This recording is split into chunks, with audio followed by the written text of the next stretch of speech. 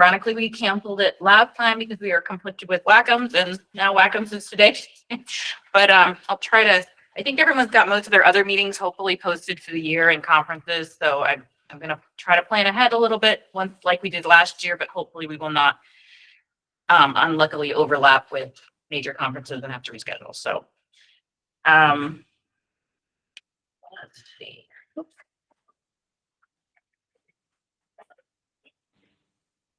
I'm gonna wait and see if we can get any other people joining. You can chat those people put their info in the chat for a minute. Oh yeah, could you? Yeah, if you do that? Yeah, I probably should have mentioned it. yeah. Okay, so I'm Ann Bosbrink. I'm the EMS data manager for Arizona, and so that means that I manage the AZ-PIERS system and various other programs that kind of go along with it. And I wanted to just start with some general bureau announcements. So you probably all know, but Rachel Garcia, who was the bureau chief, has left the department for a wonderful opportunity that she got. And we will sadly miss her. And in the interim, my understanding is, since we're looking for a new bureau chief, and if you're interested, please apply, that you can contact Noreen Adlin or Nicole Witt, who's our assistant director of preparedness. And Noreen Adlin is our deputy bureau chief.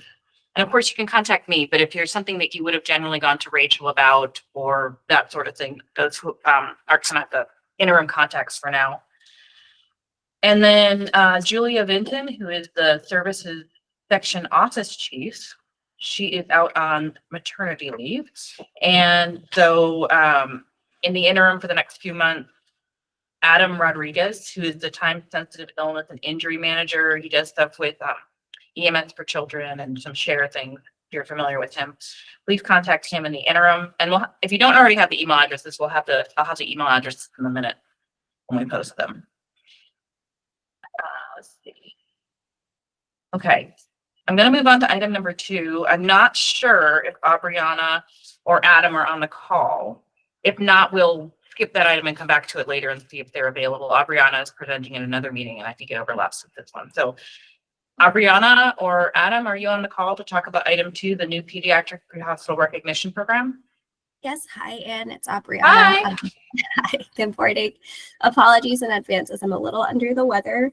But I just wanted to announce to everyone that we are happy to announce that the Making Arizona Ready for Kids MARC program is officially launched, and we're accepting applications until February 14th.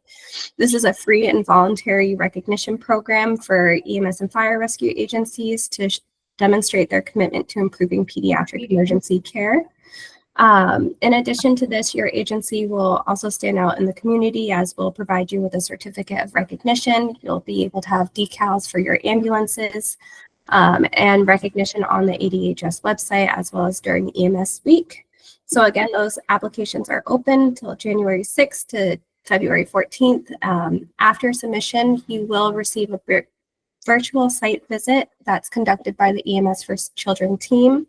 And then decisions will be made by the Pediatric Advisory Council for Emergency Services 60 days following your application submission.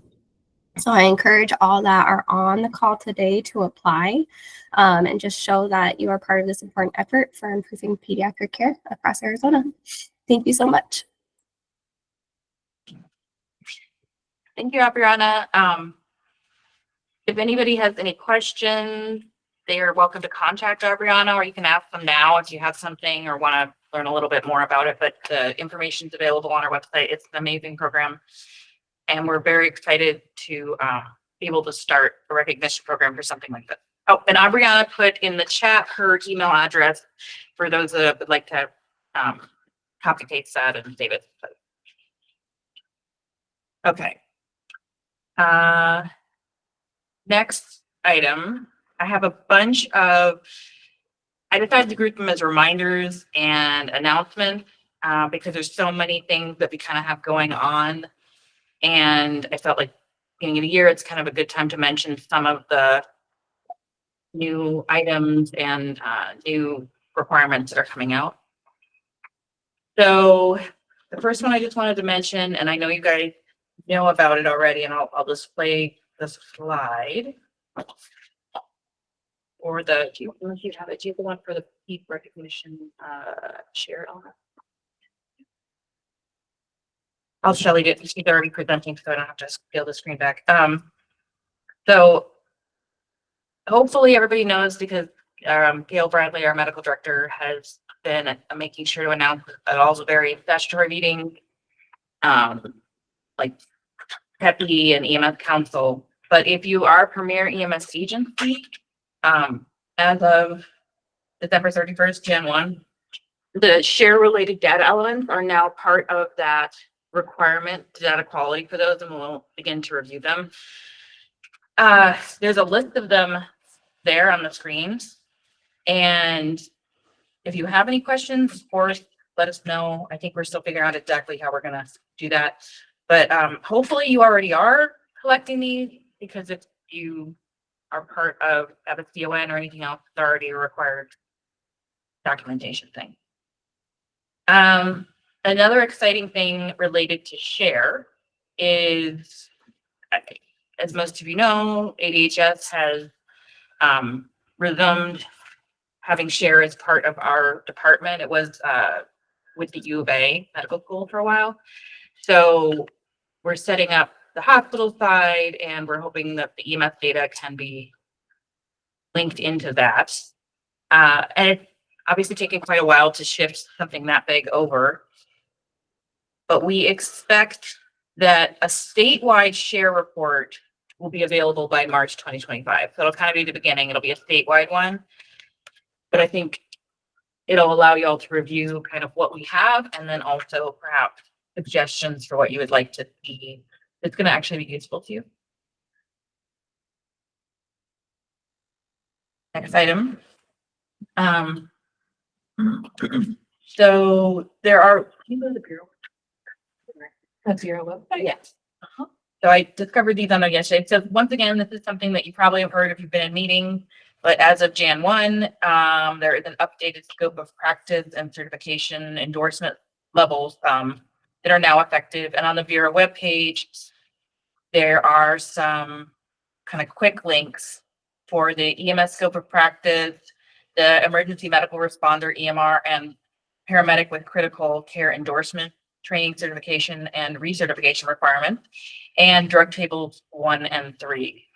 So if you are a data person, the person that manages your database for your system, you may want to take a look and if you have people that are going to pursue one of these endorsements, or if the drug tables impact the type of care that you provide, make sure you update your tick list to add those.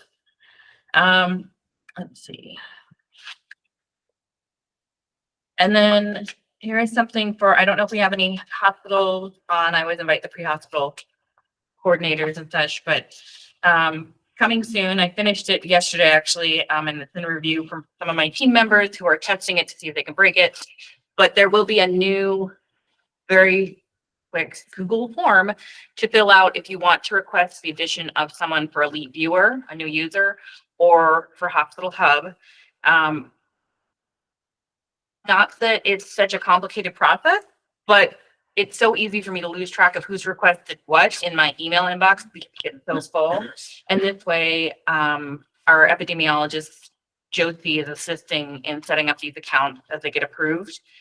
And it's allowed us to keep track and not have somebody, which has happened several times, kind of slip so far down that a month later they're wondering where their account is. So please look for that. I'm going to put that link on the website, I think, once we have it ready. But I think that'll help ease frustration.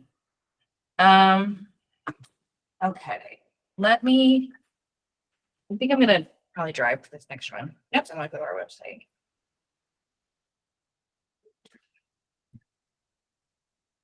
Oh, is this Alice? Wow. Hello, Alice Welsh. There's somebody on the call, if you guys haven't noticed, is all the amazing people is what their name is. And so we were trying to figure out who, I mean, of course you're all amazing people, but they like amazing. All right, let me pull up the website. All right, so I am going to I'm going to show you just a few little random reports and stuff that are available. You know, sometimes it's nice to be able to pull a little data from here and there for your city councils or whatever education you're doing, or some kind of teach your own horn and make sure that you can provide some data. Is that agenda? No. Okay. It's still under the, yeah. Okay. So, I'm going to show you where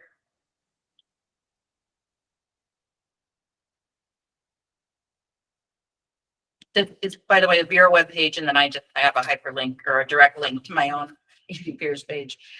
But you go to the Bureau and then you go under data quality assurance. There's the data visualization dashboards. I'm sure you guys have heard about these a million times. But the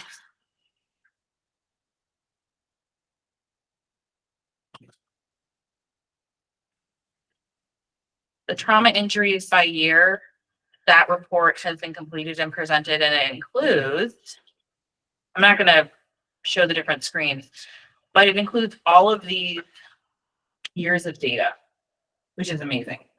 So there's all kinds of things you can play around with here and kind of look at different trends. The actual paper report, there's a smaller one that exists. The trauma report used to be a paper report, and it's a smaller one that you can find under reports on our website, and then it links back to this dashboard. And that brings me to kind of the next report. So the EMS annual report, we're having to convert everything from Tableau to Power BI. It's the different way to present information on dashboards. And I spoke with Bob, who's our biostatistician, who's heading this whole thing up. And the EMS annual report should be ready. Also March 2025. March is going to be a big month. It'll include 2023 data, but also we're hoping 2024 data. So before, it would take a lot longer because we would link to the hospital discharge database for outcome data. And that database is 6 months to a year behind. So the idea now is to try to make it a little more timely. So by March, we're hoping to have 2024 data for the EMS annual report. It will be a dashboard. It'll be right here on this thing. We're not going to have a paper report for that one either. And some of the advantages of that are the fact that it's more timely. The disadvantages, there won't be some of the outcome stuff, but I believe that we'll address perhaps coming back and doing a different kind of report later when that hospital discharge data is available. So it depends on, and also how useful you all think it is to you. And then this is actually, I'm going to say this several times, but if you're on this call, hopefully you or someone that you work with is getting reports that tell you what your runs are per month from our perspective, what we have. So please, please, please review those for 2024. If you're not getting this report, or you don't know what I'm talking about, let me know and I will set you up with it. It's just a flat runs per month. It includes cancel calls. It includes anything. So if you sent it to us, we are counting it by months. Please check those numbers and make sure that when you look in your system, that matches what you have. And that's the best way to catch. Sometimes stuff doesn't export for one reason or another, and we only have half your records, but we're not going to know that until either we look at data and something's really weird, or until after all of the reports and dashboards that are created have been finished. So please take a look at that. Please send over anything that is missing. If for some reason you've made a correction to something in your data quality and it has been corrected in your data and you want to resend it, we are always happy to get resend. But I would strongly encourage everyone to do this before, I'd say, February 10th. That's going to be the deadline, almost within like 4 days for when BEMSTS closes their 2024 data. So try to get that on your calendar. If you look at it the next couple days and you want to meet with me, I am happy to schedule a meeting so we can kind of figure things out. And also I can work with your vendor if you're seeing an issue. So EMS, Does anyone have any questions? Okay, and does anybody have any questions on that item? Oh, and Sean Walker in the chat. So would there be any way of getting the 23/24 statewide data in the meantime before March? Is this for share or EMS report? I think it'd be for EMS report. Axel said it was gonna be March-ish. I mean, if you want your own data, yes. If you want a statewide report that's gonna have all the different, if she has to, subcategorize it and do programming where she says, okay, if it's this and this and this, it equals this, that kind of thing. I don't think it's gonna be available until March. Now, maybe she'll get it done early. But if there's something specific that you need, please contact me and we can see if we might be able to provide that for you. Any other questions? I love questions because it means that not everyone's a person. I always worry this. I'm not thinking I have a soothing voice. I don't think that at all. I just think that sometimes people, it's early, you haven't had coffee, whatever, it's data. All right. And then something that's just really, really cool. And I poked around in it yesterday, and this is such a rabbit hole you could go down. But if I go to, there we go. So this is the ADHS webpage, the landing page. So not the Bureau, not AZ-PIERS, not several levels in. There is something here called the Public Health Data Portal. And this is amazing. It's many, many years of work that has gone into this, not by me. There's a whole team of people that did this, and there are tons and tons of things here. So our dashboards are actually available through this. You can also search all kinds of other dashboards. And let's see, there's some cool stuff. So there's lots of maps. There's a map gallery, and you can go to the GIS portal. We have, I know the title's a little, Title 6. Okay, good. It was a little funky yesterday when I looked at it. But here's an updated UN map, just because I know that's related to you guys. I'm not saying you want to view it. Go back. It's pretty easy to navigate to, considering that I've never played around with it before. And if you go into dashboard, you can see various dashboards, and maybe some of the, obviously the EMS dashboard is most important, but there's the OVA dashboard, a suicide, vaccine preventable disease, TB, cancer, etc. So the other one I wanted to point out, let me see if I can find it. I think it is when you all request a new facility to be added, if it's one that's not a brand new opening hospital, because then usually it's not on here. I think it's this one.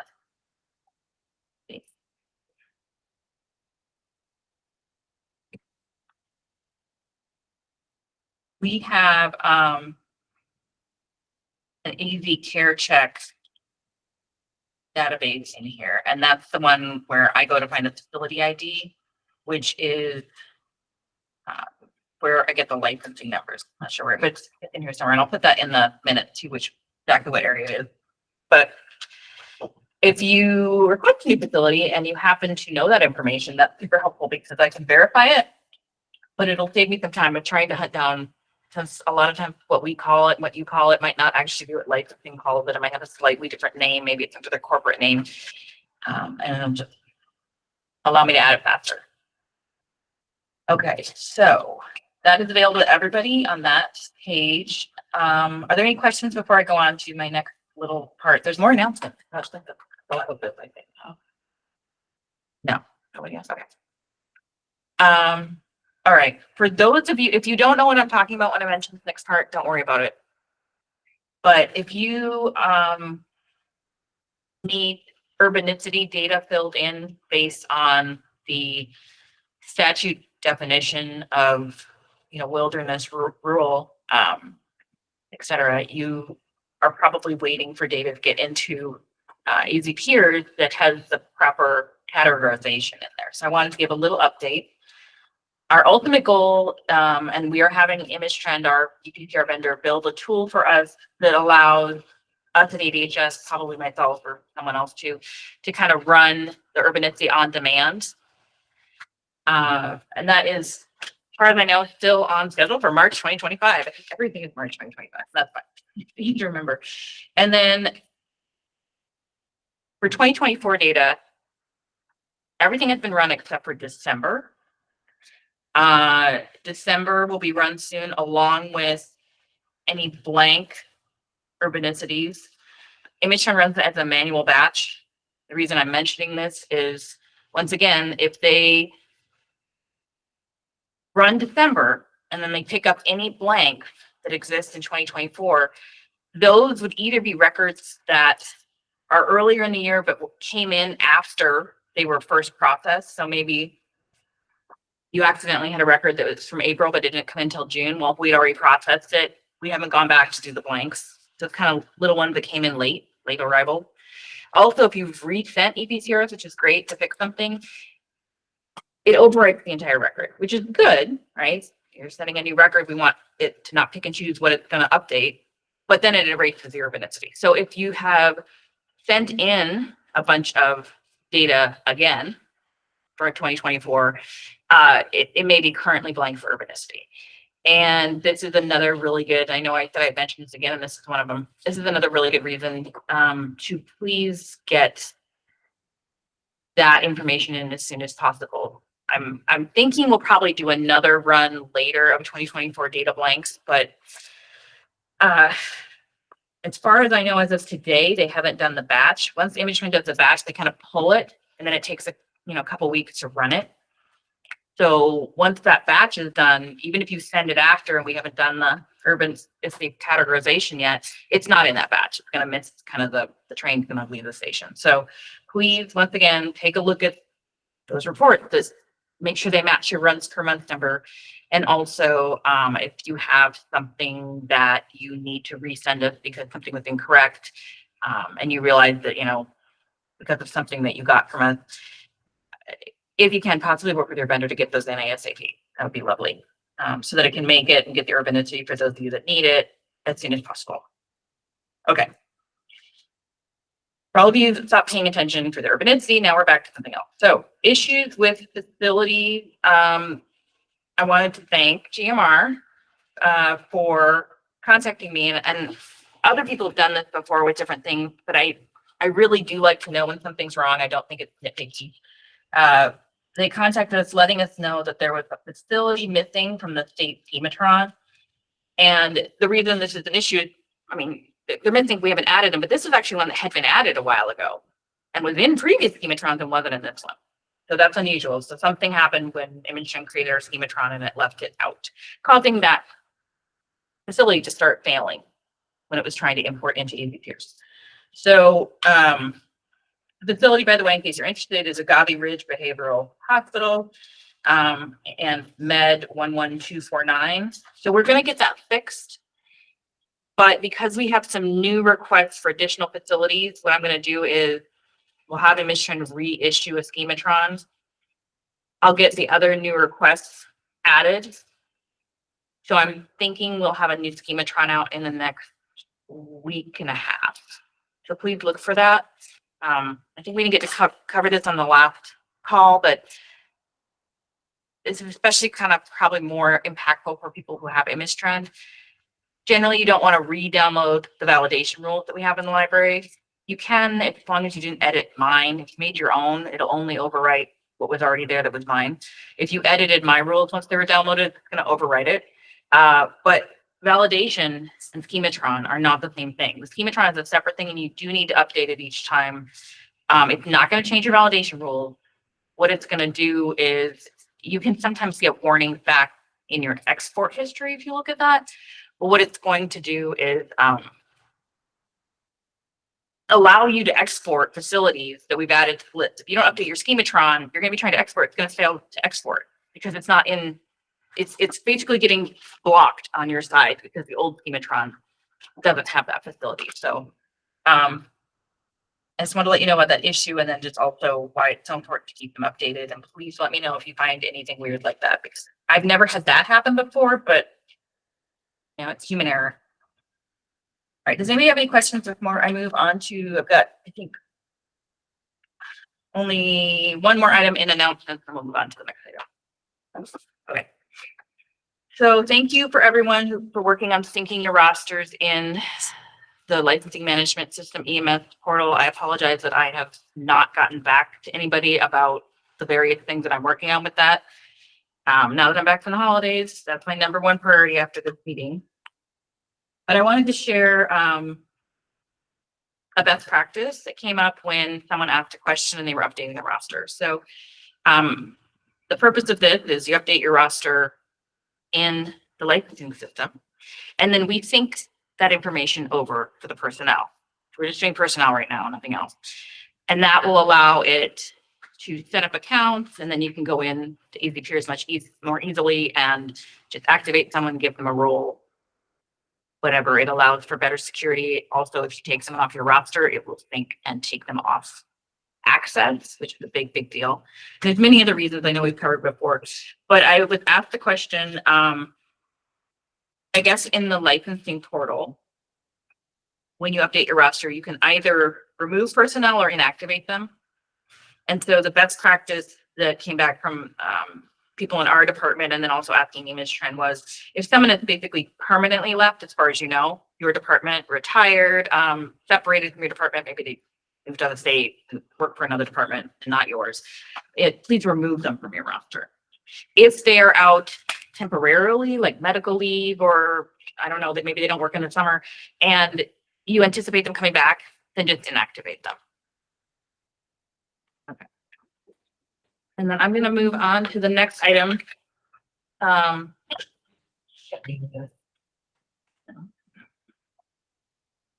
Yes, okay. So for those of you that have Image Trend, you can think of this as your own system, what's going on in your system, and also we have it in ours. For those of you that don't, you'll still have these reports that I'm going to discuss next available to you on demand in our system. So I realize sometimes that means it's not exactly the same data and you'll have to make that call, but they are available for you. And I wanted to show you a couple. Facts, let me.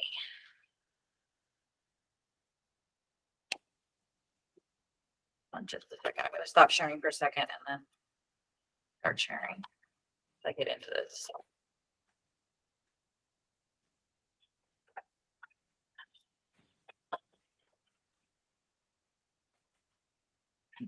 All right, sorry, I'm getting into Report Writer. For those of you that wonder what I'm doing. All right, let me represent.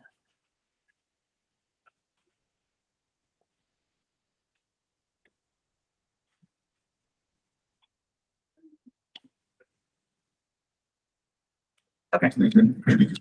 So if you would have your agency here, but if you log into AZ-PIERS or if you're at your own system, you would navigate Tool, Report Writer. And when you click on that, it will take you, it takes a little while to load, and I'm here. And don't ignore the fact that there's a million reports, because this is my reporting, so I've got a lot. But there are a bunch of new reports that Image Trend creates, like a ton. And they're all activated in my system, and I've asked Image Trend to start making them visible in our system to people who are either rescue service administrators or QA/QI hospital coordinators. So those are ones that probably are your base hospital that have access to your actual agency, because that's the only way it's going to run data. Because it's all, I mean, I think it's all EMS incident related data. And there, I mean, there are 62 reports here. There are destination report. The QA/QI should already be activated. If you were to log in right now to AZ-PIERS and go to Report Writer, you hopefully, if you're a rescue service admin or a hospital coordinator, would be able to go to this folder. It says 3.5 QA/QI. There's several QA/QI folders. You should be already able to see some of these. And I've asked them to activate more. So I'm going to show you a few that are redacted, just to give you an idea of what it is. And the nice thing is because I've added some stuff kind of as I generated these to show you, you can't edit these reports directly, but if you save as, you can you know, maybe you want to add an additional filter or you want to change something or add something, you'll be able to change things up on these kind of starter reports if you want to use it like that, as long as you take that. It's just can't, if you try to change it and save it, it's not gonna let you. So that would affect it for everyone else. All right, I'm going to show you. I have one pulled up. I did not make it blue. They made it blue. I don't know why. So this is just an example of one of them. This is one that you should have access to now. Equipment usage. I do not remember what date range I even did with this. And like I said, it wouldn't matter because I'm not showing the agency. But if this is something that would be helpful to you, so it showed the medication given, and then what route or method was used to administer it, and the count, whatever date range that you want to put in here. And I'll show a couple other ones. I really didn't know what you guys would find interesting, but this one is a run count for your week, for whatever range you want to put in here. I think I did 7-8 months for this one. If this is something, and it does have a percent breakdown. This isn't all, I mean, there's so many, but I just thought this one is actually, I combined several agencies so that I could get enough on here. But this is a nice one because it gives you where your agency would run it for yours, you know, deliver the patient to, the name, the code, the number of runs, and the percent. Like, is that the place that you've gone to the most or whatever for that date range? And there are filters that already exist in this report. So for example, I think this is the one where, no, this is this. Like there was one where I decided it really only has to do with transport. And so I limited it, and this one could have been that too, where I just limited it to say it's only if it's transported by our EMS agency. You get less kind of weird stuff if you limit it to what logical, and you have the ability to do that. If you have your own image hunt system, then you will be able to go into, I'll show you in a minute how you can go find these. They're not visible to you right now. Because of the volume, I think they're like 70 reports or something, they deployed them as not showing. All right, this one is cool. So if you guys are good, and hopefully you are at documenting the location type, it would be great if, like, for example, if you do a year and you go to a school, and if your teams are good at documenting the fact that they went to school, and then or break down high school, middle school, elementary school, you would easily be able to tell if, you know, how many runs do you go on to school, you know, with kids, because they're usually under 18. I've only got a couple more, but I thought these are so amazing. This is one of the ones I think I limited to transport. Yeah. So this was a filter I think that was already existing. And I just said, yeah, give me only ones where they look like they're transport. If your crews only fill out that this is a patient and they don't fill out that it was a transport, even when it was, then you have no way to filter through this. That's another really good reason to make sure that you're documenting all of those dispositions. And I have no idea if this is normal, but this is the type of destination that this agency indicated for the time period for transport. And, you know, there are a couple different ones I played around with, some larger agencies, like this is a page and a half, because there are a lot of different destination types. And then, let's see, got a couple more. I think I've only got one more. This one, I'm not sure, this date range is set at 0 to 30 minutes. I'm not sure how useful that is, 30 minutes. I would think you would want this a little more broken down, and it's not available to do that because this is an actual element that exists. It wasn't one that they built, that you could build yourself, sorry, at this time. But for this agency, I restricted to just transport. And then I said I only care about if the destination was a freestanding emergency department or hospital emergency department. So if it was an inpatient transfer, I those you could include them if that's important to you. If you wanted to know what a nursing home, if you collect that, you just want to know how it's taken there, you can limit it to that. As long as you're collecting the data, it would be an amazing bit of information to have. But for this agency, it just shows the number of runs that are less than 30 minutes for the the date and time you put down you arrive at the destination, to the date and time that you say you transfer the patient.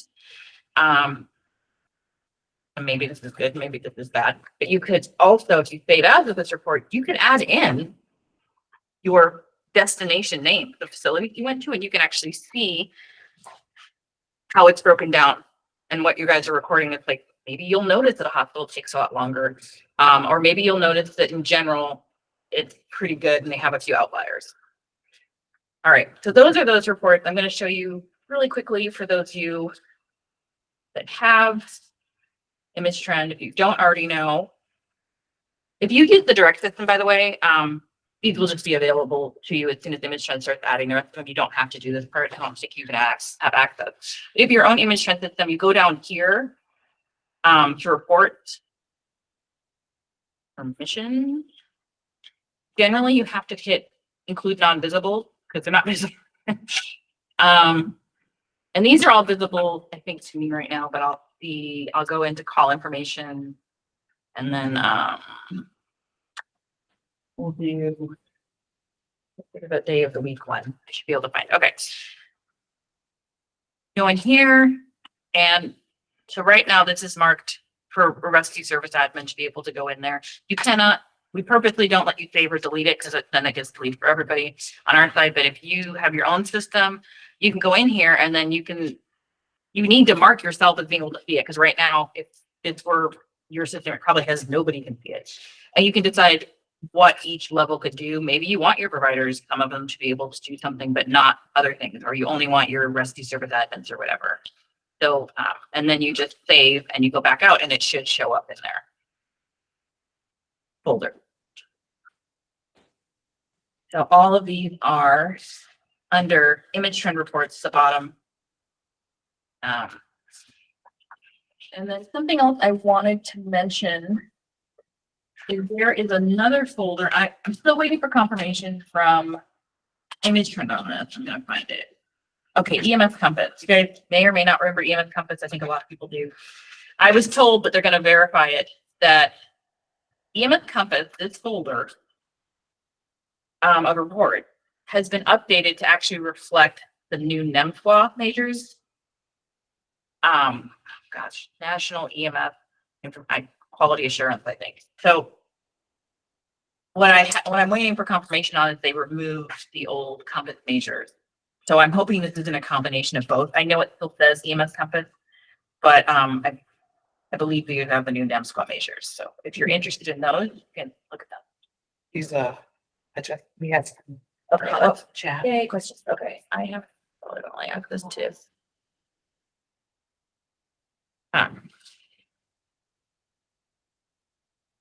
Okay, I'll look into that, Joe, because you should be able to see it. Well, yeah, because you guys don't. Yeah. Let me. Which Joe are you? They're both joking. I got it, Ann. Oh, wait. You can disregard that, Ann. I got it. I did. Oh, yay. I was looking under the shared reports and there's a whole bunch under the image trend. Disregard.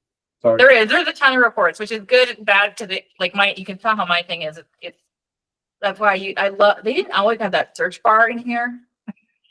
I'm so glad they added that a few years ago, because otherwise it was like trying to remember where I put things, basically. Okay, and then who can I get to contact? Need access to these reports. To these particular reports, if you have, and we can talk offline later, but if you have access to AZ-PIERS right now, as a rescue service admin or QA/QI hospital administrator, you should be able to go on Report Writer and see the 3.5 QA/QI report. I emailed Image Trend this morning when they asked me if I wanted them to add access for those permission groups to all the other new 3.5 reports, and I said yes, but I don't know if they're done doing it. If you have your own Image Trend system, you'll have to go through and basically give yourself permission to see the reports, or whoever else you want to. And if you don't have a login to AZ-PIERS, just email me and I'll look in and see kind of if you have another admin or if you're the replacement admin, that kind of thing. I don't know if that answers your questions. But these should all show up very soon for everybody, way down at the bottom. In fact, I think Joe's question's really good. Both Joe's questions are really good. And like I said, yours is not gonna look like this. So I have my report, which obviously I have a lot of reports. And then there are shared reports, not under that. There's some good stuff under that, but that's not it. Under image trend report is where you're gonna find this. You have to go all the way to the bottom. But there's tons, like there's so many different things available, like you could spend hours. Okay, and then. Okay, so that's it for that item. I was gonna move on to the next one. If anybody, does anybody have any questions before I move on?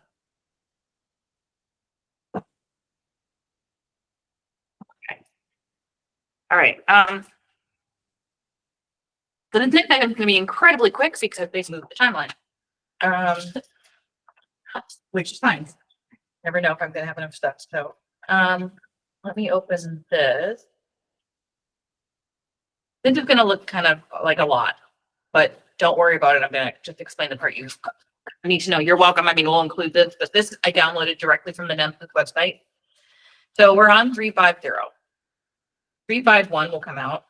Then after that, we think it'll be 36, maybe it'll be 352. Who knows? But the point is, this data set has been set. The changes have been set. However, the timeline that NEMSRUG had up, and I just had a meeting yesterday with them. And then the timeline they had up was the 10-year plan. And on that 10-year plan,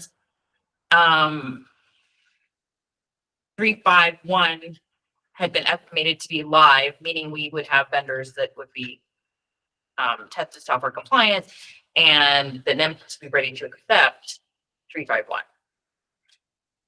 But they've shifted it, which is fine.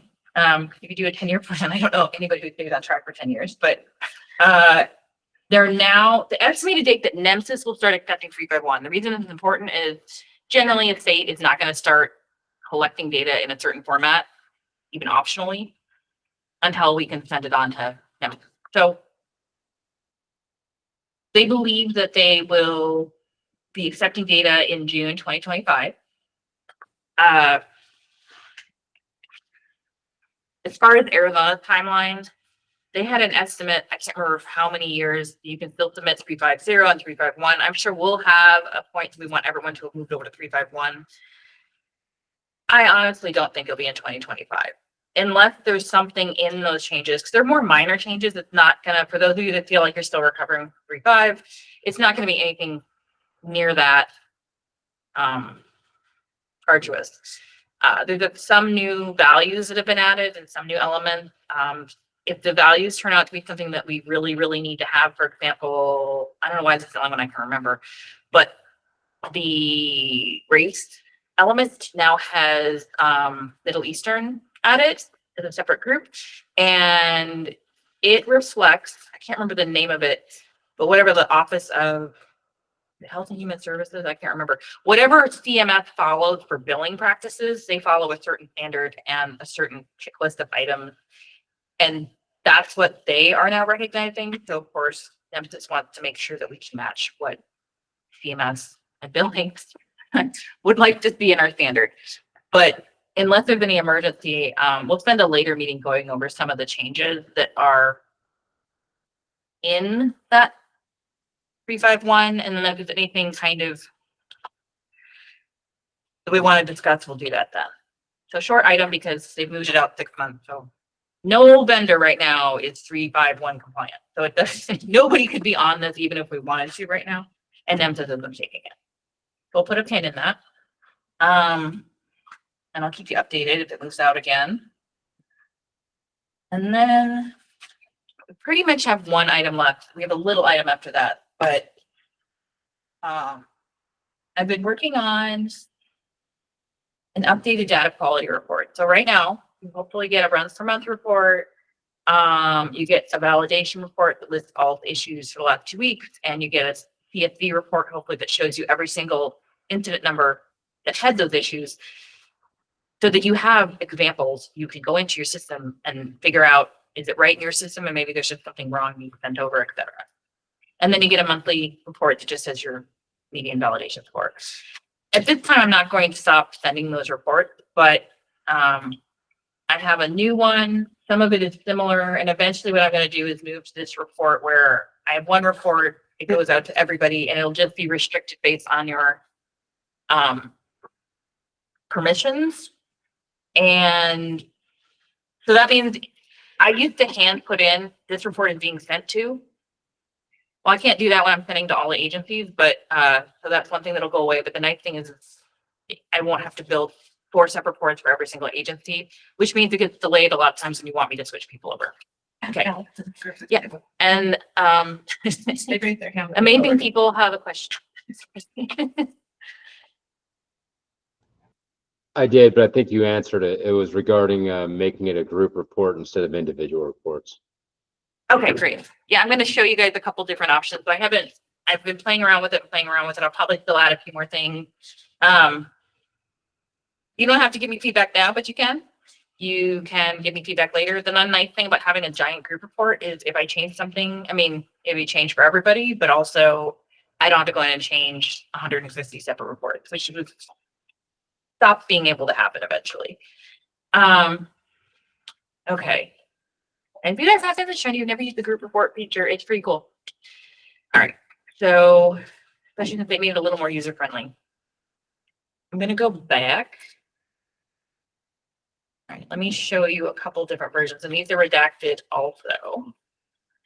And I ran these for random date ranges that aren't even full month because I didn't want anybody to, I don't know if you recognize each other anyway necessarily, but so first I'm going to start with a great EMS fire. And this example is what the PDF currently looks like when it's exported. There's page breaks. It's tricky because sometimes you would have a longer table if you're a larger agency. So sometimes the page breaks look a little weird.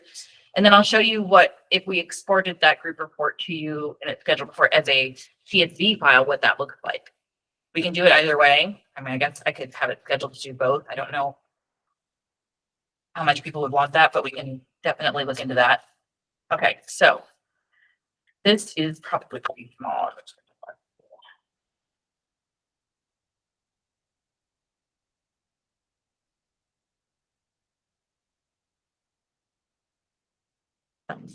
Nice. I would think they will have the, there we go. You guys, that's a little too big probably, but can you see that okay? Oops. And go back, really. A lot. I know. Yeah. Yeah. If they have a laptop, but if they have a screen, probably not. I'm green out. I'm gonna go back in. I don't know if that'll fix it, but I'm gonna hope so. Yeah, okay. So. Okay, there we go. Should make it a little bit bigger. All right.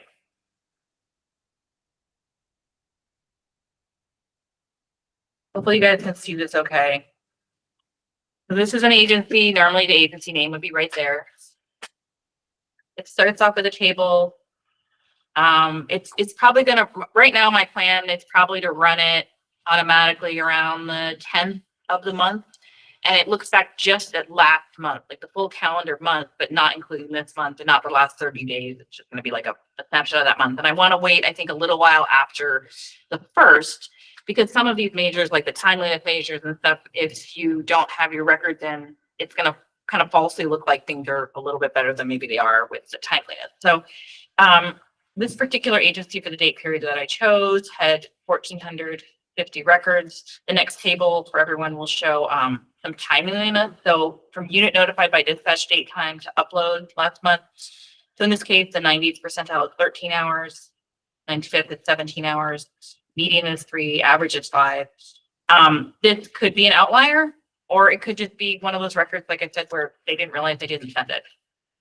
And same total. And the requirement is to submit initially the ePCR within 48 hours of unit notified by dispatch date. So this agency is well within that with their median and average. This is almost exactly the same as the report you already get, but we added a few other things. So the validation score for last month, this agency has a median validation score of 99, an average of 82, which tells you you probably have 2 ePCRs that are really low. That might be something to look into. And a range, and I can't set these still, but the incident, so they're saying basically in this range, you have this many, you have 58 though that you've sent that are 60 to 79, which is problematic. I'll explain that in a minute. And then you have 2 that are really low. Now sometimes that's because it's an initial send and you're missing a bunch of stuff because you got it in, and it's going to get QA'd at the agency and resent. And that's kind of what we're hoping for. So we're hoping agencies are kind of looking at their validation scores that they get back in those other reports and making sure that the ones that have a lot of problems are getting resubmitted. Because, and I turned this red just because it's an important one. This is the number of ePCRs with a validity score less than 75. So right now, we only send, at the end of the year, I send everything, no matter how bad it is, to NEMSIS. So they're getting about 100,000 records that had a validation score in 2024 of below 75. But initially, to stop, so that we don't keep sending things over and over, if you guys send in corrections or if it's your initial report and you send another one later, we send any ePCR with a validity score of 75 or higher to NEMSIS. We do not send to them until the very end of the year because we're hoping that they might be corrected. And so this isn't, I mean, this isn't horrible considering the volume, but this is basically saying last month, this agency had 16 ePCRs that were below 75. So 16 ePCRs basically didn't meet the national cutoff that we have. And the reason we did 75 was because a lot of times if they're missing more information than a 75, they're missing significant information to really be helpful for the data they collect. And a lot of times they can fail because they're missing key things that NEMSIS will not take the record without it. So I'm hoping that's kind of helpful. It's red. I don't know if that's annoying. And if it is, it can make it gray. Or if you want all your tables colorful, anyway, it's fine.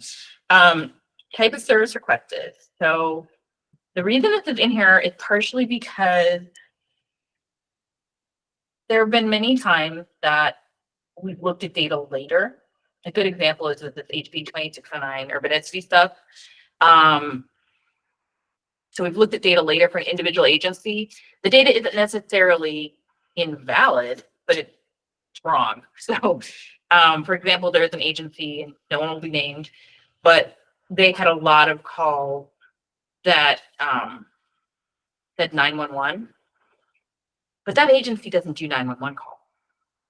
So something was being sent in. That is what we were getting, but it wasn't right. And I don't want it to have to be something that's at the end of the year or whatever else. That's when we figure it out. So this is once again the kind of thing that you all need to look at when you get it and say, you know, that doesn't make sense. Something's going on, and we can fix it. And then we can see if the vendor can go back and retrospectively put that, resend that data if it's wrong. You know, not necessarily something you guys have put in wrong, but like with larger things, it's usually something that has been programmed wrong is being sent wrong. So this agency probably looks, I think, looks pretty typical. I don't really know exactly what their mix is, but it's nice. It tells you the number for last month that you have a, some people are, by the way, are only going to have 911. But if you're an agency that has other kinds, it breaks down what we're getting and the total percent of your calls that make up that amount. I've got a few more pages, but if you guys have questions as we go, please feel free to interrupt me. All right. I had a little bit of fun last night renaming some of these places. So I just thought it'd be better if I changed the names of those counties and the cities so that they didn't reflect the agency, just in case. So this is a breakdown of, I think this one is only if the agency arrived on scene. So it's not going to have canceled calls because you're not going to have an incident scene if you didn't get to the scene. But so it's saying they're all Arizona, which, you know, it's good if you're only supposed to be operating in Arizona. If you have pickup calls in Utah, then you'll end up with a Utah in here too, and that's fine. The counties are my dogs, 2 of my dogs, Loki and Vader, but you can pretend these are actual counties in Arizona. And then you notice that this agency had this many calls in Loki, and these are the names of the cities, and this many calls in Vader. Something interesting, I mean, sometimes this happens. Usually you're supposed to pick the closest city. That's the NEMSIS definition. but I get why agencies don't always want to do that, so I'm not super concerned. But if this is a problem, just notice that someone put in Vader County as a city.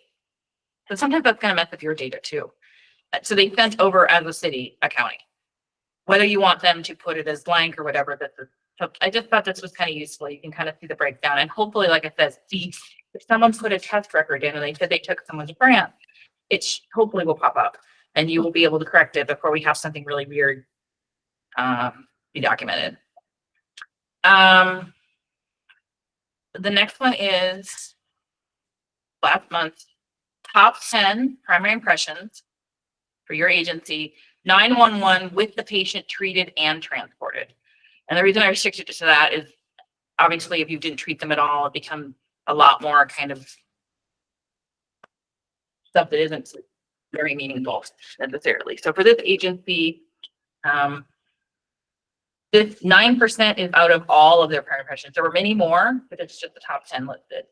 And, you know, maybe this is helpful to you, maybe it isn't, but this is just the kind of thing where we're showing you what we're getting. Once again, I'm hoping that by looking at this, you guys can catch things that just look off. And I'm hoping by sending it once a month that you guys will feel like you can find time to review it. All right, I have 2 different medications reports to go up to, and then 2 different procedures reports. And I don't know, I could leave them both in, I don't know. The one is medications given by agency last month, not prior to arrival. So if you indicated it was prior to arrival, yes, it was excluded. If you left prior to arrival blank or it's no, it was included. And this just lists all of them. So it says oxygen, Tylenol, whatever. This is a good place because we do that medications report every year for the medical direction committee. And you wouldn't believe the random stuff that I end up cleaning out that doesn't make any sense. And there's no way an EMS agency gave that. So I'm kind of hoping, because I definitely do not know some of these drugs. If this is all the drugs that that agency gave during that time period. So if you see something on here that you know your guys didn't give, that's something that we can look into together. But this is what we're getting recorded. And that means that's what's showing up on the ePCR that's going to the hospital too. That's important. And then this one is medications given by agency, it's also not prior to arrival, broken down by type of service requested. And I'll show you briefly the other one I ran because this one looks great, but sometimes you catch things this way too. So 911 versus hospital to non-hospital versus hospital to hospital. So, you know, there's different drug tables for the different types of transport. If you're doing interfacility versus 911, so sometimes that's kind of a nice way to look at things. This is exactly the same thing, but for procedures. So it's all the procedures that were not prior to arrival according to the data you gave us. And this is all the procedures not prior to arrival broken down by I know we're getting close to the end time, so I'm gonna try to end that time. Type of service requested. And then let me pull up the other one.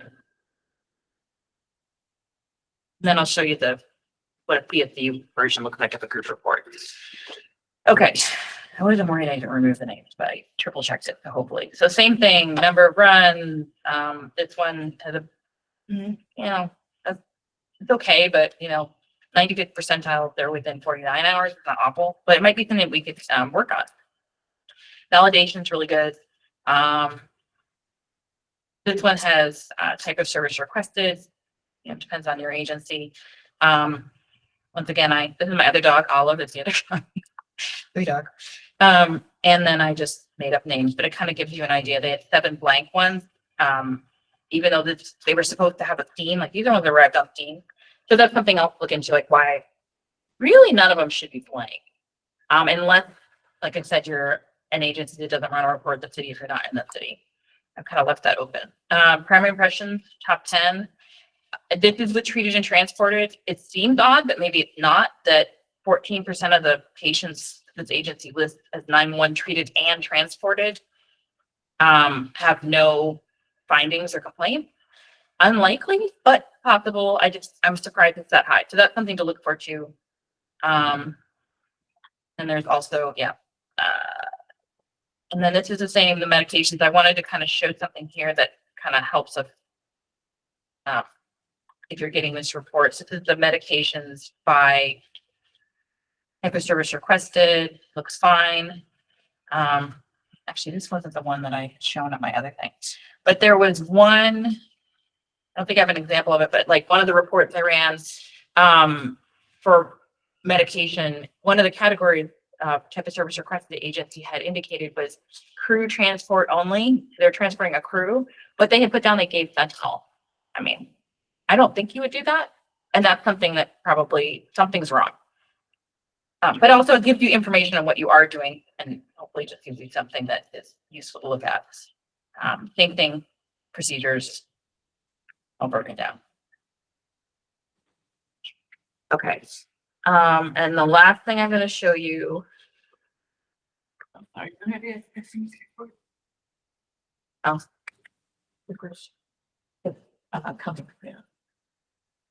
Yeah, I'm kind of, that's part of what I kind of need to know. If you guys like the way this is now, I can set it up like this now and probably by in February, maybe that'll be the first one that goes out.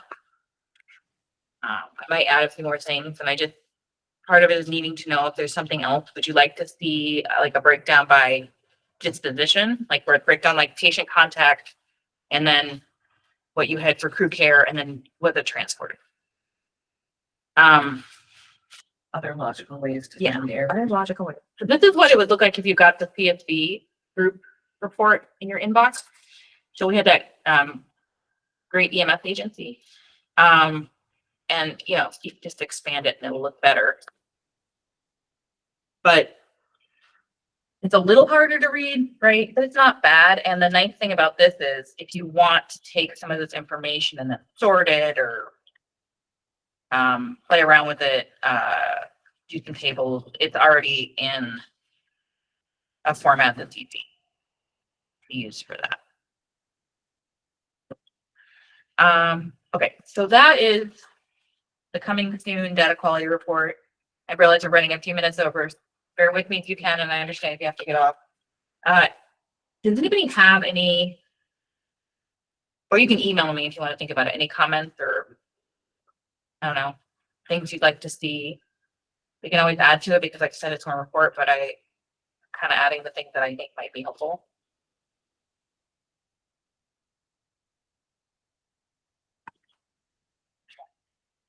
Okay, and the last thing I have, and I'll just mention this since we've run out of time. I did a frequency this, and I can't really tell if it's being filled out without doing some more digging. But one of the new data elements for 3.5 that everyone should be filling out if you have, or if you are actually caring for a patient, is level of care provided by protocol.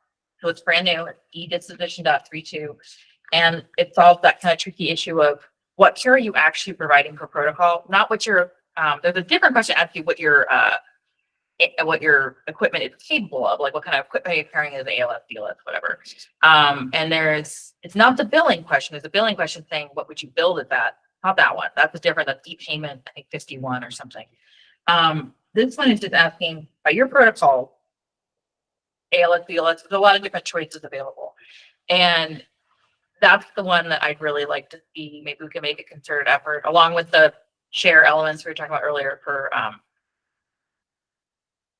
the cardiac arrest database to really try to take a look and make sure that it's being filled out and that that's what it means to your crews, and not just that it's being like auto-filled. I had one agency where every single one was ALS. I mean, maybe every single time they did ALS care, I don't know, but that's what we're going to be using when we get asked questions like, was it ALS or BLS or whatever. And I just wanted to kind of highlight that as an area to maybe, I don't know, check your system, see if it's being collected correctly and if it's labeled the way that your crews are going to use it correctly. And that's all I have. Because we ran out of time, if you have any questions or requests, please email me. I'm gradually digging myself out from being out for 2 weeks. So I'm sorry for all the people that I owe things to. I'm working on it. That's it. So if you're welcome to stay on if you have questions, and otherwise have a great day. Thank you for attending, and I really appreciate all your time and attention. Thank you, everybody.